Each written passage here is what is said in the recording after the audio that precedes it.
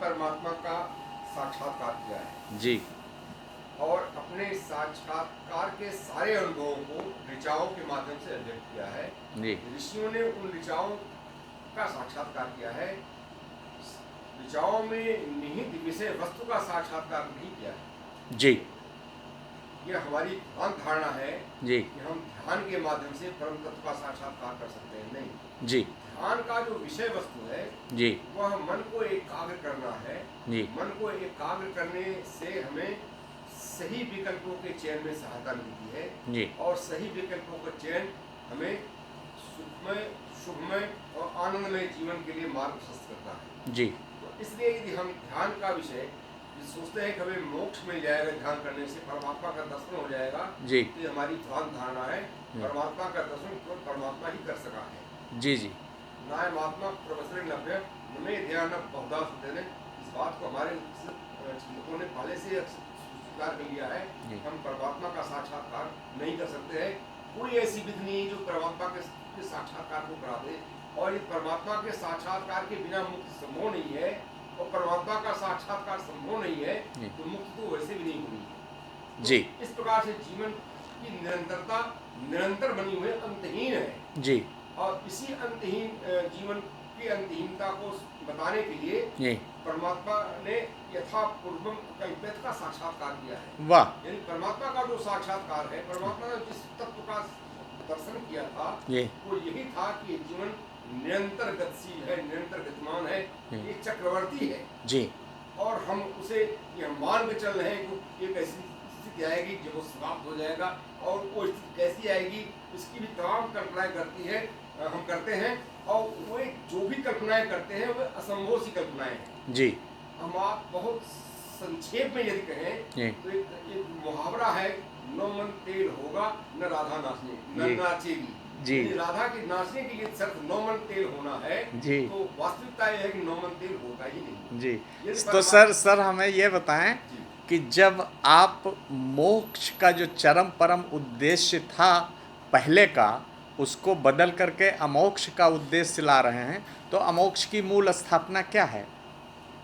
अमोक्ष तो सहज गति है। जी अमोक्ष को ही दबा करके मोक्ष का कंसेप्ट आया था। जी का के कंसेप्ट के उदय में जो मुख्य भूमिका है दुखों से निवृत्ति है। जी हम ये चाहते हैं, हमें एक ऐसी स्थिति में पहुंचना चाहते हैं जहाँ पर दुख बिल्कुल ना हो।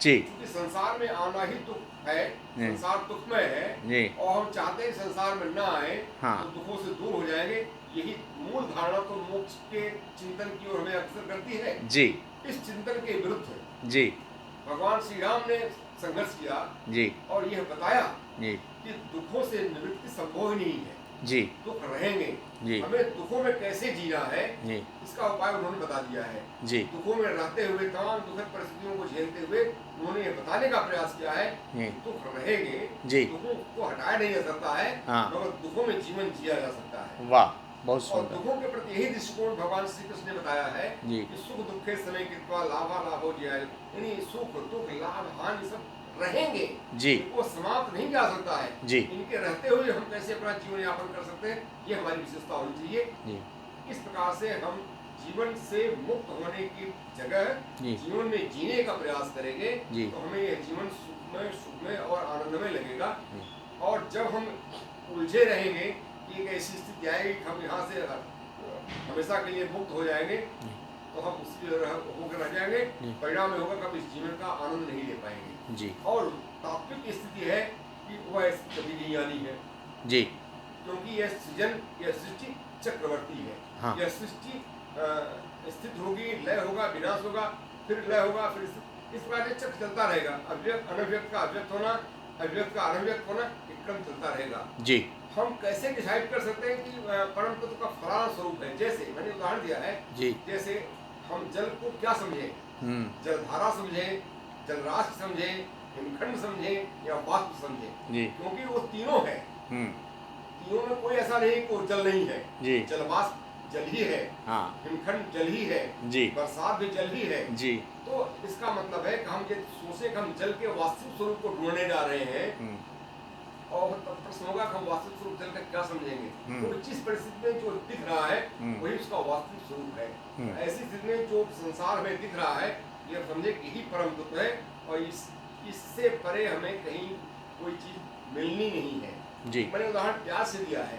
जैसे कोई प्याज दिख रहा है, प्याज दिख रहा है और प्याज क्या है इसे देखने के लिए कोई छिलका उतारता जाए उसे क्या दिखेगा? कुछ नहीं दिखेगा। सर हमें बताएं क्या अमोक्ष स्वतः सिद्ध नहीं है? अमोक्ष स्वतः सिद्ध है। हाँ। मोक्ष हमारा परिकल्पित संकल्प है जी। परिकल्पित कंसेप्ट है। हाँ। जो इसे हम प्राप्त करना चाहते हैं और मोक्ष तो निरंतर है, इसे प्राप्त करने की आवश्यकता नहीं है।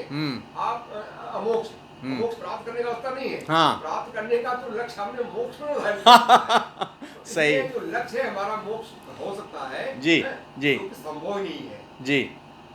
अमोक्ष तो स्वतः है, सिद्ध है, इसलिए हमें कोई प्रयास की आवश्यकता नहीं जी। हम प्रयास करके भी इस स्थिति से उबर नहीं सकते हैं जी।